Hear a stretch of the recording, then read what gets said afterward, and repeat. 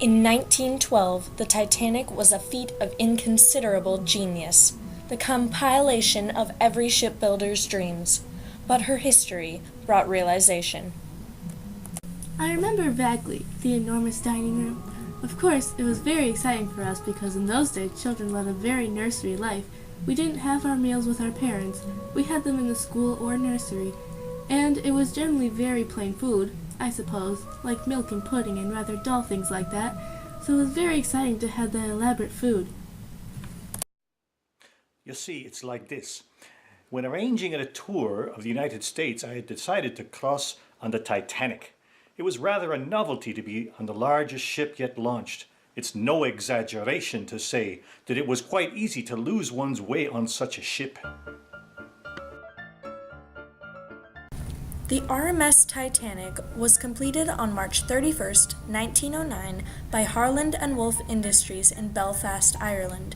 The construction was funded by J.P. Morgan, the owner of White Star Line Shipping Company at the time, and the design was done by Thomas Andrews.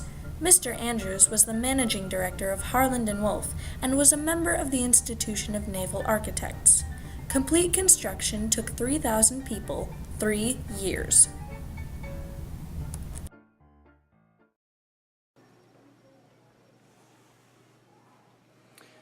You could actually walk miles along the decks covering different passages pretty much every time. Now I was thoroughly familiar with pretty much anything that floats. And it took me 14 days before I was comfortable on that ship. The ship as a whole could travel up to a shocking 24 knots, that is, 27 miles per hour. Its weight was 46,000 pounds, the height was 175 feet, and the width was 882 feet. With 9 decks, 20 boilers, 162 furnaces, and 4 smokestacks, each 22 feet in diameter and 6 stories on their own, this ship was massive in size and strength. Thousands of adventure-seeking individuals from all over the world migrated to the cities and thronged along the docks to see the magnificence of the wonder ship. It could hold up to 3,500 passengers and crew, but the 20 lifeboats on board were only capable of carrying roughly 1,000 of them. On April 10, 1912, the Titanic set off on her grand voyage. What?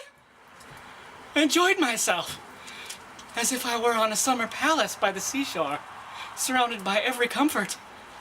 I was up early before breakfast and met the professional racket player in a half-hour's warm-up preparatory before a swim in 6-foot-deep tank of salt water, heated up to refreshing temperature.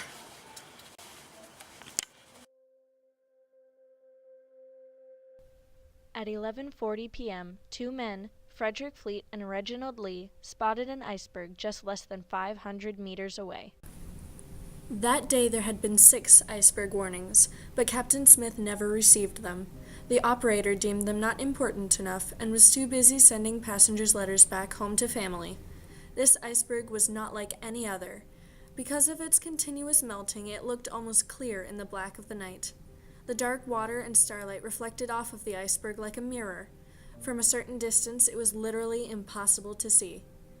Only 39 short seconds after the watchman spotted the iceberg, it brushed the RMS's right side. It cut a hole about 230 feet long in the side of the ship. This tremendous hole caused water to rush in at an average of 7 tons a second. The ship sunk in less than 3 hours. During the 3 hours of sinking, men, women, and children rushed to the lifeboats. The law required 900 lifeboat seats to be carried aboard. The Titanic exceeded the requirements with a strong 1,178 lifeboat seats. To save all lives, the ship needed to carry at least 2,208 lifeboat seats. Sadly, the first lifeboat only carried a shocking 20 people, when in fact it could have carried at least 64 passengers. The sounds of people drowning are something I cannot describe to you, and neither can anyone else. It's the most dreadful sound, and there's a terrible silence that follows it.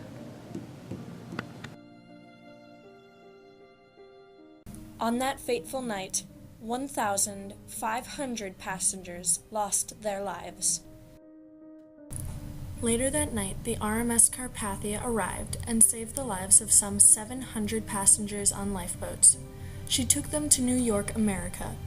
More lives would have been saved if a nearby boat, the Californian, had responded to the distress signals sent by the Titanic earlier that night. The morning after the shipwreck, there were about 300 bodies floating in life jackets pulled from the sea. Many bodies drifted off and were never found. The Ship of Dreams still lies 2 miles down at the bottom of the Atlantic Ocean. Two major halves of the Titanic lie 1,970 feet apart at the ocean floor. Since the prow of the ship went headfirst into the water, it is now buried 60 feet below the ocean floor. The RMS Titanic was searched out and found on July 14, 1986, 74 years after it sank. Since then, many expeditions have been made to the wreck.